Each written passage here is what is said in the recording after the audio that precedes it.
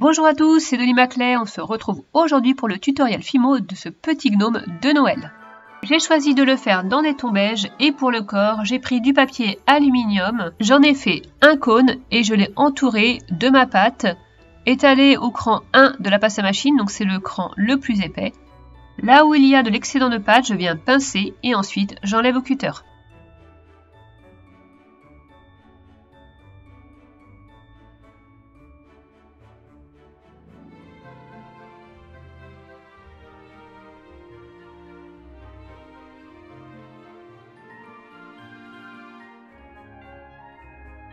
J'essaye ensuite d'enlever les démarcations, mais c'est pas la peine que ce soit vraiment nickel puisque je vais lui tricoter un petit chandail et du coup tout ça, ça ne se verra pas. Justement, je viens mettre un boudin de la même couleur dans mon extrudeur et je vais adapter les tout petits trous pour faire donc ma laine ou mon coton, ça dépend de quoi est fait le chandail.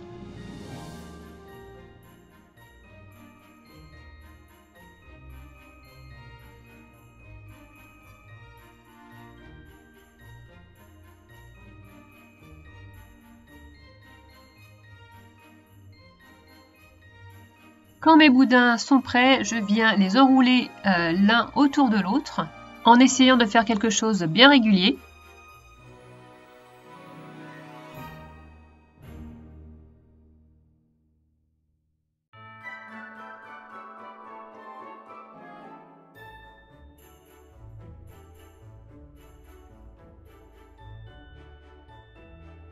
Et puis, avec deux autres boudins, je viens faire la même chose, mais cette fois en enroulant dans l'autre sens.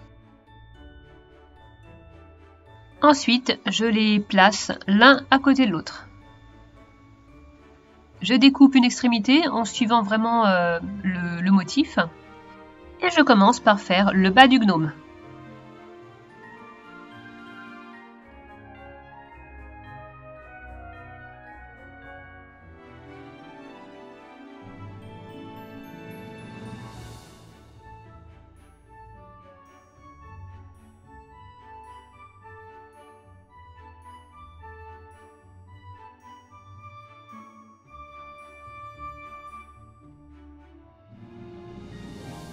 Je refais l'opération des deux brins et puis je monte comme ça petit à petit jusqu'en haut du gnome.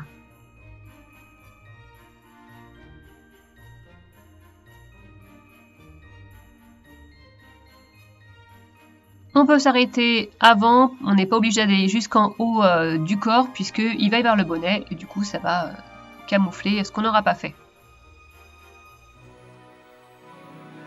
Donc voilà ce que ça donne. On passe ensuite à la barbe, je vais prendre de la pâte blanche, je vais lui donner cette forme de goutte. Et puis je vais lui faire une barbe un petit peu frisée, donc je vais faire des petits épis comme ça.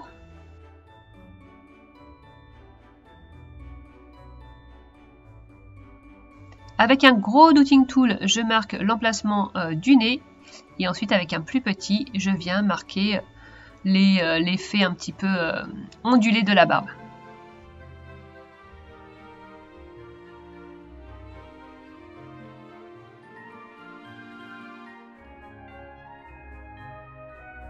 Je viens adoucir les découpes au doigt.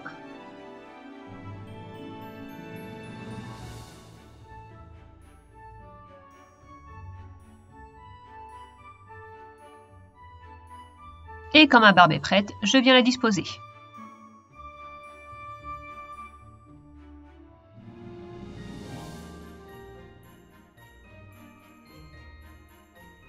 Je viens prendre une grosse boule de pâte chair, ce sera le nez du gnome. Et je vais venir colorer ce nez avec un pastel sec rose. Ensuite, j'ai fait une première cuisson de 20 minutes. Je vais maintenant passer au bonnet.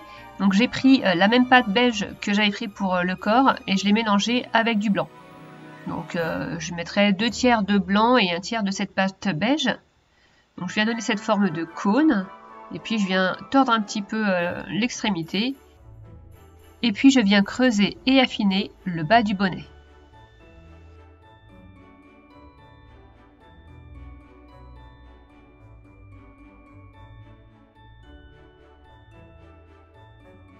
Je viens positionner le bonnet sur la tête du gnome Donc il est un petit peu remonté au niveau du nez et puis il descend bas derrière. Voilà, je remets un petit peu en forme. Et là, je vais m'attaquer au bras. Alors finalement, je vais faire un seul bras et puis je vais le couper en deux, vous allez voir. Donc je vais l'entourer de mon brin de laine.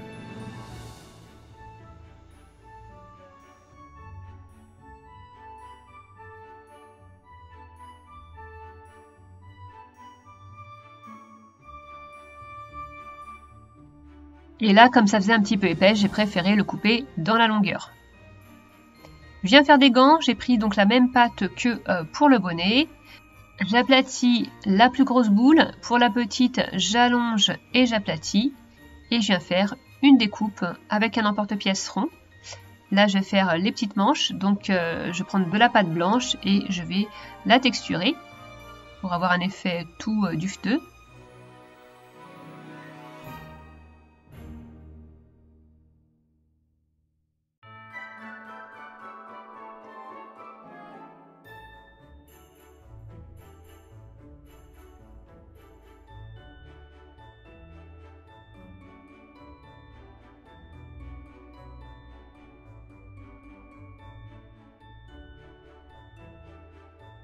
Les bras étant un petit peu longs, je viens les couper et ensuite je positionne le bras sur la moufle.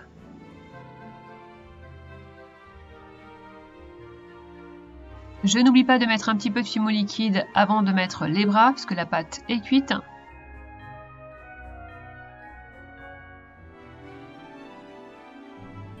Je positionne maintenant les bras en faisant attention à ce que les pouces soient à l'avant.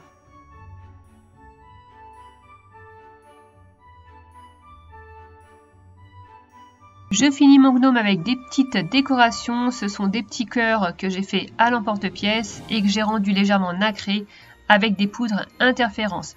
Donc j'en mets sur les moufles et sur un côté du bonnet. Voilà, mon gnome est terminé, je le passe en cuisson pendant 30 minutes. Voilà, il s'agit donc de ma dernière création de 2021. N'hésitez pas à me dire en commentaire ce que vous en pensez.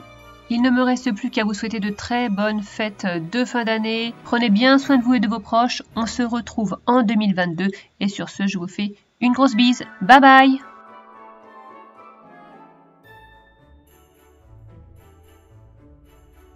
Tu peux me suivre sur ma chaîne YouTube et sur mon compte Instagram. Et si tu reproduis une de mes créations, n'hésite pas à poster une photo sous le hashtag Tutodoli.